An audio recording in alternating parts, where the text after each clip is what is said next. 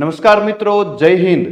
આપ સૌ જાણો છો કે તાજેતરમાં રાજકોટ મ્યુનિસિપલ કોર્પોરેશન દ્વારા આરએમસી જુનિયર ક્લાર્કની પરીક્ષાની તારીખ જાહેર કરવામાં આવી છે અને જે પરીક્ષા આગામી 4 મે 2025 રોજ લેવાનાર છે। તો આપ સૌને અને એનો સિલેબસ પણ જાહેર કરી દેવામાં આવ્યો છે આરએમસી દ્વારા, બરાબર। તો એની અંદર આપ સૌને ખબર છે કે 25 માર્કના જે ગુજરાતી અને અંગ્રેજી ભાષા અને વ્યાકરણના પ્રશ્નો પૂછવામાં આવશે, બરાબર। હવે આ 25 માર્કમાંથી તમે વેઇટેજ ગણો તો 12-13 માર્કનું એકમાંથી આવી શકે, બરાબર। 12-13 પ્રશ્નો ગુજરાતીના અને 12-13 પ્રશ્નો અંગ્રેજીના, એવી રીતના આવી શકે, બરાબર। તો તમારામાંથી ઘણા બધા મિત્રોનો મેસેજ હતો કે આ જે સિલેબસ છે અંગ્રેજીનો, તો એમાં કયા એવા ઇમ્પોર્ટન્ટ ટોપિક છે કે જે અગત્યના ટોપિક છે એ આપણે પરીક્ષા માટે કરવા જોઈએ કે જેથી આપણે વધારે સ્કોર કરી શકીએ, બરાબર। તો અત્યારે આપણે એની ચર્ચા કરશું કે અંગ્રેજી લેંગ્વેજ અને ગ્રામરમાં કયા ટોપિક મહત્વના છે કે જે મોટા ભાગે પૂછાતા જ હોય છે, બરાબર। એ ટોપિક તો પૂછાતા જ હોય છે। અંગ્રેજી ગ્રામરના કોઈ પણ તમે ક્લાસ 3 ની પરીક્ષા લઈ લ્યો તો એવા અમુક ટોપિક છે કે જે પૂછાતા જ હોય છે, બરાબર। એને આપણે સ્કીપ ન કરી શકીએ। તો આપણે અત્યારે એ જોશું કે કયા કયા ટોપિક મહત્વના છે અને એ તમે કરશો તો તમારા મોટા ભાગના માર્ક એમાંથી કવર થઈ જાય, બરાબર। પછી જે બાકી જો સમય રહીએ તો તમારે બીજા વધારાના ટોપિક કરવાના છે, બરાબર। તો અત્યારે આપણે જોઈએ હવે ઇંગ્લિશ લેંગ્વેજ અને ગ્રામર કીધું છે, બરાબર। સિલેબસની અંદર ઇંગ્લિશ લેંગ્વેજ અને ગ્રામર છે। તો ઇંગ્લિશ લેંગ્વેજ અને ગ્રામરમાં લેંગ્વેજની અંદર તમારું વોકેબ્યુલરી આવી જાય, બરાબર। તો અહીંયા આપણે વોકેબ્યુલરી કરવાની છે। હવે વોકેબ્યુલરી એટલે કે શબ્દ ભંડોળ, બરાબર।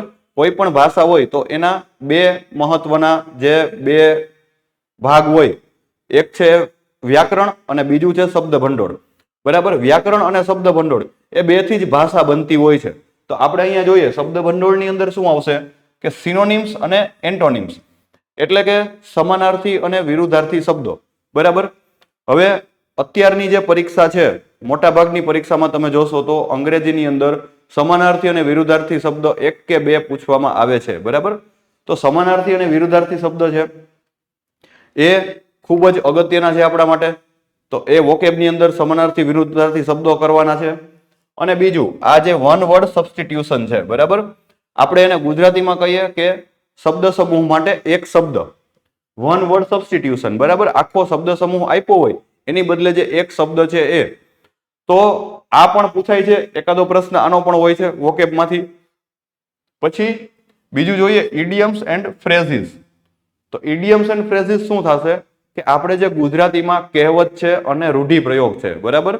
એવી જ રીતના અંગ્રેજીમાં ઇડિયમ અને ફ્રેઝિસ છે કે કહેવત અને રૂઢિપ્રયોગનો શું અર્થ થાય છે, નજીકનો અર્થ, નિયરેસ્ટ મિનિંગ શું થશે, તો એ અહીંયા પૂછવામાં આવે છે, બરાબર। પછી સ્પેલિંગ કરેક્શન, એટલે કે એ આ સ્પેલિંગ વાળું જે છે એ તમે વોકેબ જે કરો છો તમે, બરાબર। સિનોનિમ, એન્ટોનિમ છે, વન વર્ડ સબસ્ટિટ્યુશન છે અને ઇડિયમ અને ફ્રેઝિસ છે। તો એમાં એની અંદર જ આ સ્પેલિંગ વાળું આવી જાય છે કે એમાં પ્રશ્ન પૂછાતો હોય છે કે નીચેનામાંથી સાચો સ્પેલિંગ શોધો અથવા તો ખોટો સ્પેલિંગ શોધો, find the correct spelling or incorrect spelling. તો એની અંદર સ્પેલિંગ વાળું આની અંદર જ આવી જશે આપણા વોકેબની અંદર જ, કે એકાદો પ્રશ્ન સ્પેલિંગ નો હોય છે, બરાબર।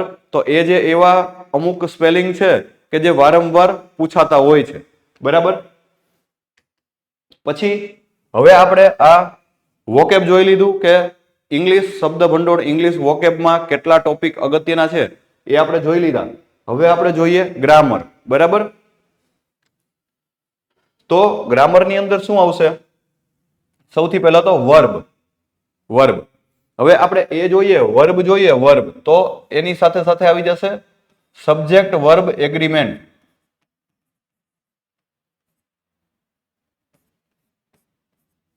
Subject verb agreement.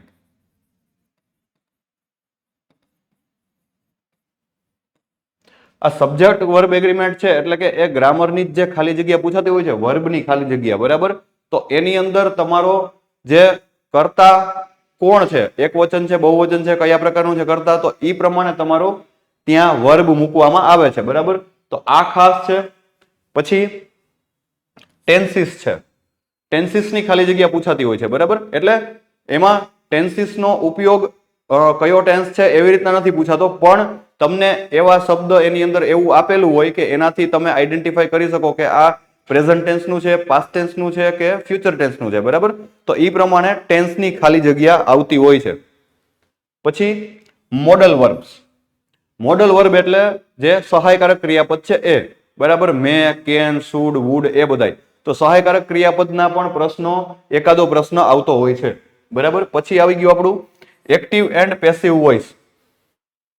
હવે તમને બધાને ખબર છે જે ગુજરાતીમાં જે કર્તરી અને કર્મણી પ્રયોગ છે એવી જ રીતના આપણે ઇંગ્લિશમાં છે એક્ટિવ પેસિવ વોઇસ.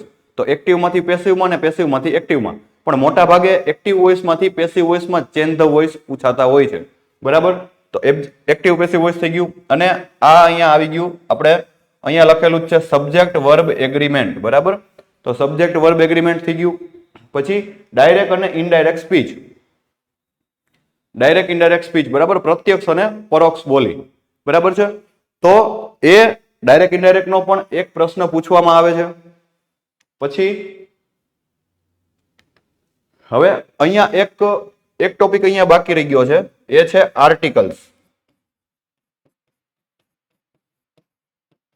આર્ટિકલ્સ, બરાબર. આપણને ખબર છે એ, એન અને ધ, એ, એન અને ધ આ ત્રણ આર્ટિકલ છે. તો યુઝ ઓફ આર્ટિકલ્સ, એકાદી બ્લેન્ક એવી હોય છે કે જેમાં તમારે આર્ટિકલનો યુઝ કરવાનો હોય છે, બરાબર. તો આપણું જે આ આર્ટિકલ્સ ચેપ્ટર છે એ પણ અગત્યનું છે, એક પ્રશ્ન ઓછામાં ઓછો હોય છે, બરાબર. ચાલો પછી હવે સેન્ટેન્સ સ્ટ્રક્ચર. તો એની અંદર થઈ ગયું ફિલ ઇન ધ બ્લેન્ક, એટલે કે તમને ખાલી જગ્યા આપી હોય અને ખાલી જગ્યા પૂરવાની હોય. આ મોટે ભાગે આપણે સેન્ટેન્સ સ્ટ્રક્ચર છે પણ એ મોટે ભાગે ગ્રામર અને વોકેબ એનાથી જ બનતું હોય છે, બરાબર. એમાંથી જ તમે ગ્રામરને એ કરો એટલે એની અંદર આવી જાય. બ્લેન્ક છે તો બ્લેન્કની અંદર શું મૂકવું એ તમે ગ્રામર કરેલું હોય, આપણે અગત્યના ટોપિક છે એ કરો એટલે એમાં આવી જાય. પછી સેન્ટેન્સ અરેન્જમેન્ટ, બરાબર.